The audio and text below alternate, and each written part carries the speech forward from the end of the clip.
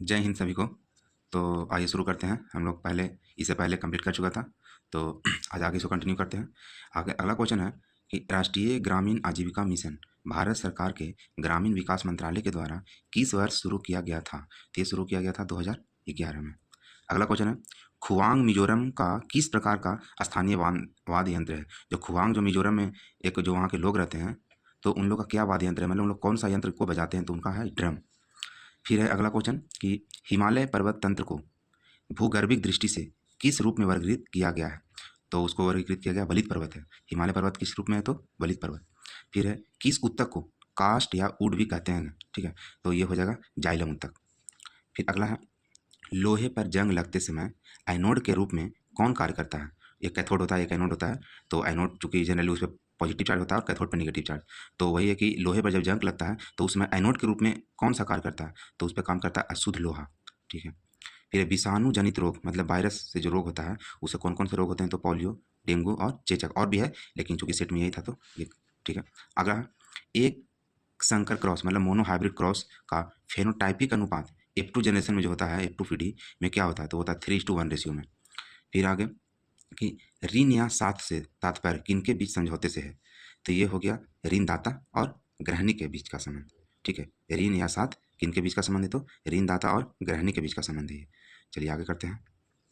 अगला क्वेश्चन है कि महाराष्ट्र के किस समाज सुधारक को लोक हितवादी कहा गया?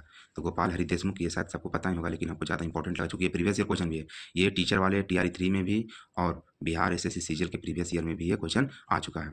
तो सोचिए एक बार और इसको हम डिस्कस कर लेते हैं। अगला क्वेश्चन है, अनहैप्पी इंडिया किसकी रचना है? देखिए इसमें केवल मतलब ये सेट का तो है ही, प्लस में इसमें बहुत सारा प्रीवियस ईयर क्वेश्चन भी दिया हुआ है, जो कि हम लोग के लिए बहुत ही कारगर साबित होगा आने वाले एग्जामों में। खास करके जो BPSC TRE 4 लेंगे और जो बिहार CGL है या बिहार SSC का जो इंटर लेवल का है, जो ये इंटर स्तरीय जो एग्जाम होगा, उसमें भी ये क्वेश्चन देखने को ही मिलेंगे। इसमें सब सिलेक्टेड क्वेश्चन है जो हमारे ये जो प्लेटफॉर्म के जो किताब से हम जो करवाते हैं, तो इसको कोई भी मिस ना करें। मैं तो यही चाहूँगा कि आप लोग इसको नोट करते जाएं।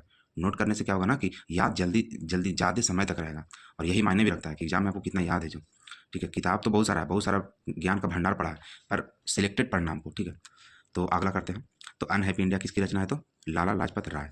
आगे है कि बंगाल गजट समाचार पत्र का उद्घाटन या प्रकाशन कब हुआ? तो 1780 में। जनरली इसका लोग 1786 का ही मारते हैं, लोग 1781 भी मारते हैं, तो ये डेट इंपॉर्टेंट है, याद रखिएगा। बंगाल गजट का तो 1780 में। आगे है कि पावना विद्रोह किस क्षेत्र में हुआ था? तो बंगाल के क्षेत्र में। मोपला, ये जो कि ये मैच द फॉलोइंग था, तो इसको हम एक साथ तीनों को लिख दिए हैं। ठीक है, पावना विद्रोह कहाँ था? तो बंगाल में। मोपला विद्रोह जो कि केरल में हुआ था, जो कि मलाबार तट पर पड़ता है, तो मोपला विद्रोह कहाँ? मलाबार। फिर एका आंदोलन कहाँ? तो अवध। ठीक है, ये हो गया। आगे है कि बिहार में होम रूल लीग का अध्यक्ष किसे बनाया गया? तो ये मजहरुल हक को बनाया गया था, मजहरुल हक। फिर आगे, किस अधिनियम ने विधान परिषद में भारतीय प्रतिनिधित्व की शुरुआत की? किस अधिनियम के द्वारा? तो ये हो गया था 1861 का भारतीय परिषद अधिनियम। भारतीय परिषद 1861 का भारतीय परिषद अधिनियम। नेक्स्ट करते हैं। तो अगला क्वेश्चन है कि मानव विकास सूचकांक किसके द्वारा जारी किया जाता है? जो ह्यूमन डेवलपमेंट जो इंडेक्स है वो किसके द्वारा होता है? तो संयुक्त राष्ट्र विकास कार्यक्रम, यानी कि UNDP, United Nation Development Programme, English में इसको कहेंगे संयुक्त राष्ट्र विकास कार्यक्रम। आगे है कि रिमोट सेंसिंग उपग्रहों में किस प्रकार के कैमरों या सेंसर का प्रयोग होता है जो बादलों के पार भी देख सकते हैं? बादलों के पार भी देखने के लिए किसका प्रयोग किया जाता है? तो रडार इमेजिंग का, रडार इमेजिंग। नेक्स्ट है, किस उत्तक की कोशिका भित्ति लिग्निन के कारण मोटी हो जाती है, मोटी होती है? तो हो जाएगा दृढ़ोत्तक, जिसको बोलते हैं स्क्लेरन काइमा।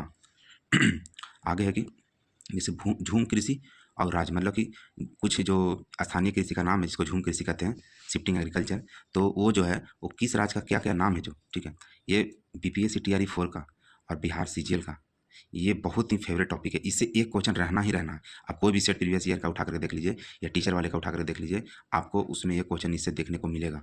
ठीक है, तो ये है, क्योंकि हम TRE 4 ये TRE 3 TRE 2 दे चुके हैं, तो हर एक शिफ्ट में मतलब कि हर एक वाले में हम देखे हैं कि 1 से 2 क्वेश्चन रहता ही रहता है, या तो ज्योग्राफी वाले पैटर्न में रहेगा, या तो आपको जो सामान्य जो विज्ञान में जो 40 नंबर का आता है, या तो उसमें रहेगा। लेकिन एक सवाल यहाँ से एकदम कन्फर्म है, आप लोग एकदम इसको ध्यान से याद कर लीजिएगा। तो ये है पहला पिंडा। पोडू या पिंडा दो होता है, पोडू वो एक पिंडा भी है। तो पिंडा, पोडू या पिंडा रहेगा तो ये कहाँ का झूम कृषि है? तो ये आपका आंध्र प्रदेश का, आंध्र प्रदेश। अगला है पामलू। पामलू का हो जाएगा मणिपुर। ठीक है, फिर है कुमारी। तो कुमारी होता है आपको पश्चिमी घाट में। ठीक है, जो वेस्टर्न जो कोस्टल एरिया जो रहता है पश्चिमी घाट, उसके जो झूम कृषि का नाम है कुमारी नाम है। ठीक है, फिर है विंगरा। विंगरा एक है, तो वो है आपका उड़ीसा का। ये तो हमारे भारतीय का है। ठीक है, बाकी ये जो इंटरनेशनल लेवल पे होता है, ठीक है, तो वो भी हम करवाएंगे, आगे आएगा, ये सब सब क्वेश्चन आगे आएगा, डोंट वरी। फिर है लास्ट क्वेश्चन आज का कि रानी लक्ष्मीबाई का जन्म कहाँ हुआ था? देखिए ये क्वेश्चन बहुत ही फेमस है, बहुत ही मतलब आसान भी है, लेकिन बहुत लोग चूँकि झांसी की रानी जो चूँकि झांसी से ये किए थे 1857 के विद्रोह में अपना जो मतलब विद्रोह किए थे, तो वहाँ से वो नेतृत्व की थी। लेकिन पूछ रहा है कि यहाँ जन्म कहाँ हुआ था? तो जन्म हुआ था वाराणसी। अधिकतर लोग इसका झांसी ही लगा देते हैं, ठीक है? लेकिन वो नहीं बन इसको करना है, ये करना है कि इनका जन्म कहाँ हुआ था? तो जन्म हुआ था वाराणसी में, ठीक है? झांसी के राजा से उनका शादी हुआ था, विवाह हुआ था, ठीक है? लेकिन इनका जन्म हुआ था कहाँ? तो वाराणसी में।